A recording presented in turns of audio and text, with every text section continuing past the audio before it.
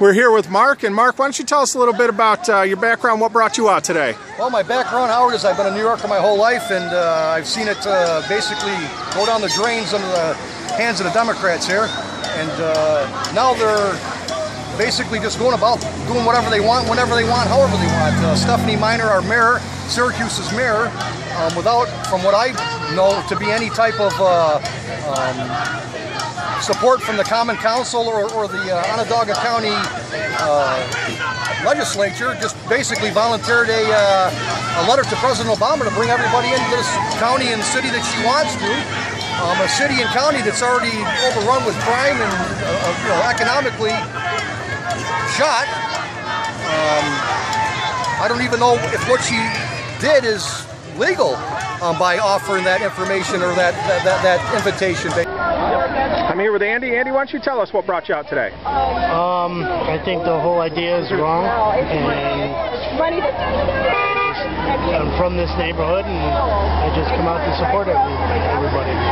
Now, do you think Mayor Miner was, one, within her rights to extend that invitation without consulting anybody else first, and two, do you think that was irresponsible of her, even if it was within her rights?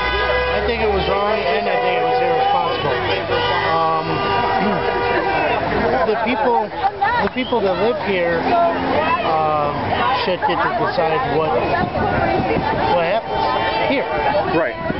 And the citizens of Syracuse, there's already a homeless problem, a gang problem, and is it really responsible for Mayor Miner to invite in a bunch of kids she doesn't know anything about when she can't take care of the problems in her own city? No. You're exactly right. There's a homeless problem, there's a gang problem, there's a drug problem.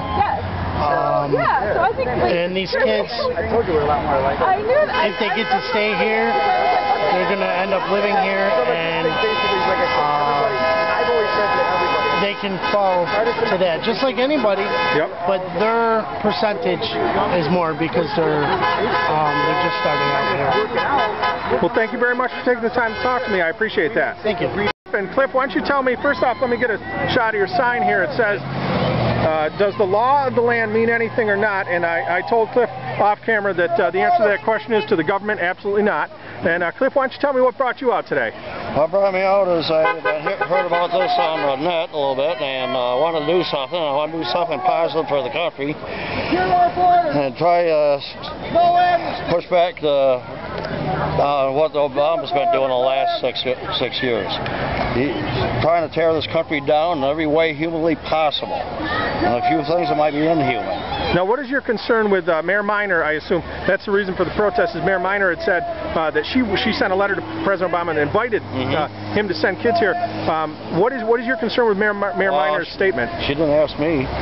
Now, do you think she has the authority? And even if she has the authority, do you think that she has that is it a good decision to make? No, it was not a good decision whatsoever. She does not have the authority, as far as I'm concerned.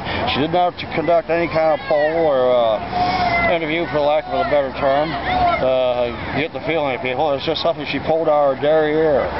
And are you concerned? Now, my concern, I'll tell you right up front, is that Mayor Miner has invited a bunch of kids that she knows nothing about. She has no idea what she invited. And we have, whether it's diseases or gang members or whatever, Syracuse already has a homeless problem, a gang problem, a drug problem, and they are now inviting in a bunch of other people that they are going to have to 100% care for. And Mayor Miner said that this will not cost the taxpayers of Syracuse one penny. Right. I have two questions. One, do you believe that? And two, how would that be humanly possible? I believe that as much as I believe the three most popular lies, and it most certainly is not possible.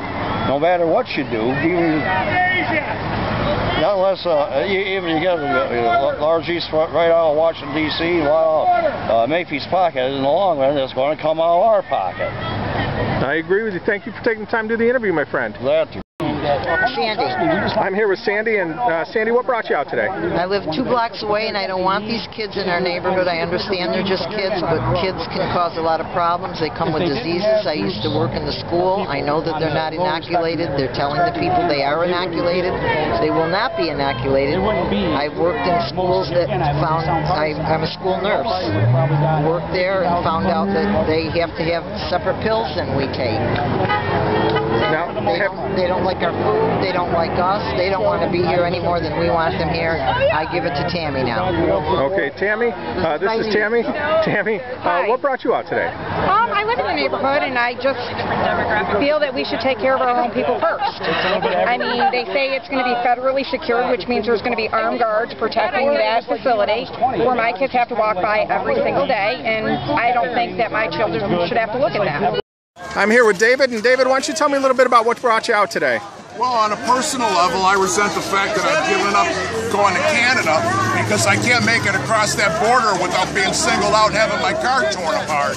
Now, I understand that on the southern border, there's no way to control the flood of people that just walk across the border, and that our government says they're helpless to control it, and I consider it a farce.